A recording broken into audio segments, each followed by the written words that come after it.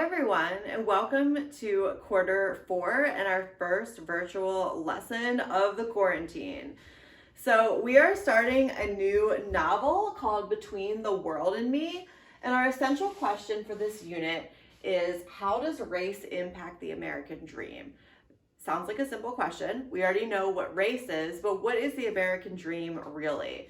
So the American dream is the idea that every U.S. citizen has equal opportunity for success, right? So we should be grappling with, first of all, whether or not this is true. And so what this question is really asking is, does every race have equal opportunity? How does race affect our access to success in this country? So we're going to read the poem that our new novel was named after. As we're reading, I suggest that you have something to take notes with, and I also suggest that you have the assignment from Google Classroom for the poem readily available, since you'll be able to answer some of the questions as we go. Between the World and Me by Richard Wright. And one morning, while in the woods, I stumbled suddenly upon the thing. Stumbled upon it in a grassy clearing, guarded by scaly oaks and elms. And the sooty details of the scene rose, thrusting themselves between the world and me.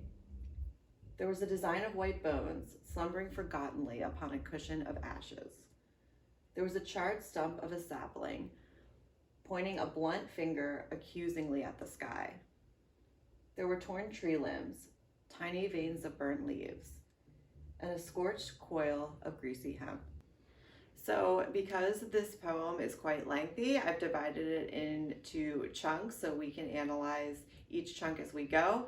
And while we're reading and annotating this poem, we're looking for 3 different things. First, we're looking for the main idea or gist, which is what I usually teach you to look for first. So we're asking, what is literally happening in the poem? Then we're asking, what is the author feeling? What emotions are conveyed? And finally, how does the imagery in this poem support these emotions? And we're going to pay specific attention to word choice to find the answers to these questions. So first, what is literally happening? Well, he tells us blatantly that it's morning. He's walking in the woods. He describes these scenes of nature. And then it kind of takes a twist here where he discovers white bones, a cushion of ashes. So bones and ashes conveys death to me. Maybe he's looking at human remains. We don't really know yet. A charred stump of sapling, more description of trees, scorched coil of greasy hemp, burnt leaves. So again, something has occurred here, a fire, violence, there's human remains, and something has been burned. But I want you to pay particular attention to the word thing. Now, throughout the poem, he uses very, very clear and descriptive language. So saying that he stumbled upon the thing, we need to be asking ourselves, what is that thing? So we know he's not going to come out and blatantly tell us what's occurring in this poem. It's something that we as the reader have to figure out. So secondly, we're asking, what is the author feeling? So he uses words like he stumbled upon it, the sooty details, things were being thrust upon him. So if something is thrust upon you, your surroundings are thrust upon you. Here he's describing a scene of nature, but it's being thrust on him. So that conveys something very forceful, maybe against his will. And he says that they're thrusting themselves between the world and me. So this conveys that Wright feels a separation between the world and himself, as if he's not actually a part of this world. Now, the imagery really supports these emotions. It's difficult to talk about these 2 questions separately. Although he's describing a nature scene, he uses words such as sooty, he uses charred, a sapling pointing a blunt finger accusingly at the sky. So here he's kind of personifying the tree. So if the tree is pointing accusingly, we can assume that someone did something wrong here. An act of violence has taken place. It's been perpetrated by a person. Torn limbs, veins of burnt leaves, a scorched coil of greasy hemp. So if you're describing the veins in the leaves, again, that kind of ties back to the white bones and cushion of ashes. It's almost as if the woods themselves are kind of personifying the death, or they're a symbol for the death and the violence. A vacant shoe, an empty tie, a ripped shirt, a lonely hat, and a pair of trousers stiff with black blood. And upon the trampled grass were buttons, dead matches, butt ends of cigars and cigarettes, peanut shells, a drained gin flask, and a whore's lipstick. Scattered traces of tar, restless array of feathers, and the lingering smell of gasoline. And through the morning air, the sun poured yellow, surprise into the eye sockets of the stony skull. So in this second chunk, we're still asking ourselves what is literally happening. We've gotten slight clues of death and violence. There's been some type of burning. Something violent has been perpetrated by someone, but we don't know exactly what that thing is yet, so we're still trying to figure it out. So here we move from descriptions of nature to actual people. So he talks about a vacant shoe, so it's empty, an empty tie, a ripped shirt. So it's as if these things have been physically and violently removed from people. There's a hat, there's a pair of trousers, there's evidence that a human being has been here, but they're all stiff with black blood. So again, that violence, a death has occurred, maybe a murder. So there were buttons, dead matches. It was as if there had been a party or maybe a joyous occasion beforehand, because we see that there are cigars and cigarettes. There was a gin flask. He says a whore's lipstick. So it looks as though this was some kind of a gathering. Something was going on and something happened and took them by surprise. Again, he talks about, again here, traces of tar and feathers. So if we think about the time that Richard Wright was writing, if we're seeing tars and feathers, we know that people were tarred and feathered in the past. So that gives us more of a clue into what is actually happening here. We know that Richard Wright was African American, and even though he didn't explicitly say that these were either black or white people, if we use the context of the time period and someone was being tarred and feathered, we can assume that this is a kind of act of racism. So also the smell of gasoline, and then we think about the charred leaves from the first stanza. Perhaps something was burned, maybe the people themselves. And then he goes back again to this yellow sun and this juxtaposition of the sun, the beautiful yellow sun, with these violent acts, right?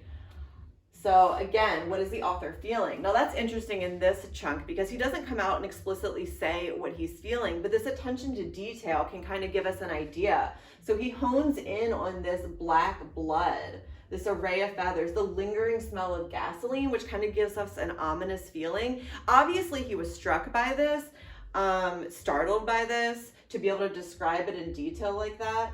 He talks about the surprise of the eye sockets of the stony skull. That's something that he noticed and was struck by. So then how does the imagery support this? Well, we have to look at the word choice and the description. Stiff with black blood, as if it had been there for a while. He talks about traces of tar. So it's as if these things occurred some time ago and he's coming on the scene a little bit after the fact. So again, the word lingering, the surprise into the eye sockets of the stony skull creates this very dark mood, juxtaposed again with the sun pouring yellow. So we don't normally think of such a scene of brutal violence having such a beautiful sun over it. And so I want you to keep thinking about how does race impact the American dream, and kind of the juxtaposition and the dissonance in the American dream behind these brutal acts of racism and this idea of equality for everyone. And while I stood, my mind was frozen within cold pity for the life that was gone. The ground gripped my feet and my heart was circled by icy walls of fear. The sun died in the sky. A night wind muttered in the grass and fumbled the leaves in the trees. The woods poured forth the hungry yelping of hands. The darkness screamed with thirsty voices, and the witnesses rose and lived. The dry bones stirred, rattled, lifted, melting themselves into my bones. The gray ashes formed flesh, firm and black, entering into my flesh. So going into this next chunk, we have a way better idea of what is literally happening. And he goes on really just to describe the scene in more detail. So again, with the dead bodies, the bones, the ashes, he hears hounds in the background. So it changes from the sun shining to more darkness. The sun died in the sky, he says. Perhaps it's night now. And we get a better idea in this chunk of what he's feeling. So he uses the word pity. He obviously feels sorry for these people. This has struck him. He's saddened by it. And then going on, the woods poured forth the hungry yelping of hounds. The darkness screamed with thirsty voices. So we know he's feeling a profound sadness for what has occurred. He says the dry bones stirred, rattled, lifted. So melting themselves into my bones. The gray ashes entered into his flesh. So this has now become almost a part of him. He can visualize this happening to him. This has struck him on a personal and soul and heart level. So we know that this isn't just him stumbling upon a scene, seeing this and being horrified. He can put himself in the shoes of these people, which is why he's particularly struck by it. And then how does the imagery support these emotions? So here we go from a yellow sun shining to when he really examines and figures out what has happened. He says the sun has died in the sky. Okay, so this profound violence almost had an impact on nature. Like the sun died because of this. It's now night. He describes darkness, dry bones, gray ashes. So it's almost as though the scene changes because of this act. We started out with a sunny day, a morning, walking in the woods. It's now night, darkness, and death. The gin flask passed from mouth to mouth. Cigars and cigarettes glowed. The horse-smeared lipstick red upon her lips. And 1,000 faces swirled around me, clamoring that my life may be burned. And then they had me, stripped me, battering my teeth into my throat, till I swallowed my own blood. My voice was drowned in the roar of their voices, and my black wet body sipped and rolled in their hands as they bound me to my sapling. And my skin clung to the bubbling hot tar, falling from me limp in patches. So here we have a bit of a change in what is literally happening. And keep in mind that even though I chunked these two together, a new stanza starts here, and there's going to be a turn when the stanza starts. So here he describes a flask of alcohol being passed around, cigarettes and cigars, the whore putting lipstick on. So it's as if he's gone back and is now seeing what occurred before this violent act, right? So it's as if a party was going on, people were drinking, people were smoking, and then this happened, right? So in this next stanza, we see a major turn because now he is a part of the action. So they took right, stripped him, or the narrator. Okay, we're not assuming that it's necessarily him. So now the violence is happening to him. His voice was drowned in the roar of their voices, so it was obviously a group of people. His black body, so now we know that the narrator himself is also definitely black, and that's not the first time we've heard that. His black body slipped and rolled in their hands. They bound him to the sapling, so he was tied to a tree. His skin clung to the hot tar, falling from him limp in patches. So the tar is physically burning his skin off. So what happened to the people that he came across is now happening to him. So what emotions are conveyed here? Well, it says his voice, it's obviously a loss of control. We get that when he says, my voice was drowned. His black body slipped and rolled in their hands. He was bound. His skin clung to the bubbling hot tar. It fell from him. So this implies a feeling of a loss of control. He is no longer just viewing the scene. He's now becoming a part of the scene. And then how does the imagery support these emotions? So again, it goes back to the word choice. They battered his teeth. He swallowed his own blood. He was drowned. So again, it's difficult to talk about these two questions separately in this stanza because the imagery even actually all three questions, because the imagery and the word choice is showing us what is literally happening and what the author is feeling, which is a complete loss of control. And the down and quills of the white feathers sank into my raw flesh, and I moaned in my agony. Then my blood was cooled mercifully, cooled by a baptism of gasoline. And in a blaze of red, I leaped to the sky, as pain rose like water, boiling my limbs. Panting, begging, I clutched childlike, clutched to the hot sides of death.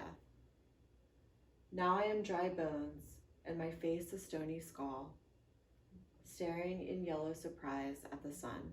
So in this stanza, the last stanza of our poem, it becomes clear that what is literally happening is that Wright himself is being murdered. What happened to these people he came across is now happening to him. He is being tarred and feathered himself, and eventually, in the end, he dies. So what is the author feeling? What emotions are going through him as this occurs? The word choice really, and the imagery, again, we have to talk about these two together here. The imagery really conveys his emotion. So it says his flesh was raw. He moaned in agony. He's in extreme pain at this point. He's weak and he's lost complete control of his own body.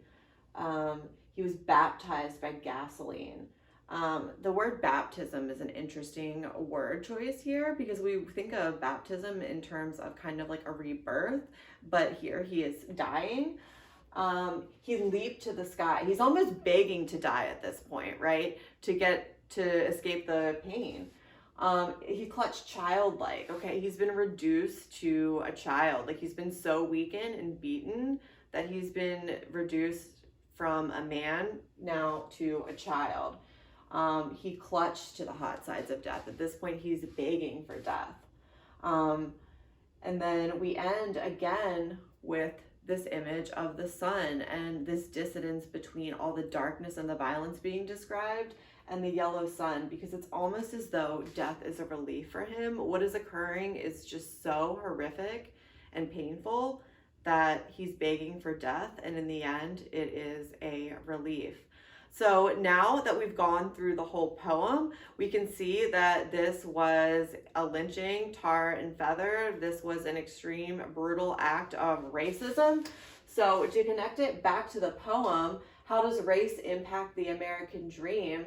It's interesting because if we think about the way America was founded in the first place, America only exists because of the genocide of Native Americans, right? And in order to kind of believe in this American dream and this idea of equality, we have to push that to the side. We have to push all this extreme racism. We have to push history of slavery and all the brutality and all the horrific acts perpetrated against African Americans. We kind of have to ignore that in order for the American dream to exist. And in order for us to really, truly believe in equality, we have to push that away.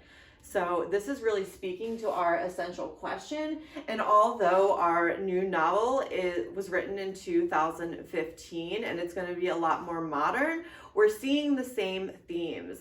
And Ta-Nehisi Coates chose Between the World and Me, the title, based on this poem for a reason, because he wants us to see that even though we don't like to think of these exact violent acts still occurring today, the same type of racism and the same idea that in order for the American dream to exist, we have to ignore certain aspects of our history, these themes are going to be carried into the novel. Thank you for tuning in to our first virtual lesson. Don't forget about our Zoom meetings on Tuesday and Thursday. And the assignment for this poem, again, is in Google Classroom. Please submit it through Google Classroom if you can. If you're having technical difficulties, you can email me. But all assignments will be due on Friday. But keep in mind, you'll have some reading for tomorrow. So you might want to get started as soon as possible. And keep checking Instagram for updates, and don't forget about our TikTok contest. All entries are due this Friday, and I'll see you next week.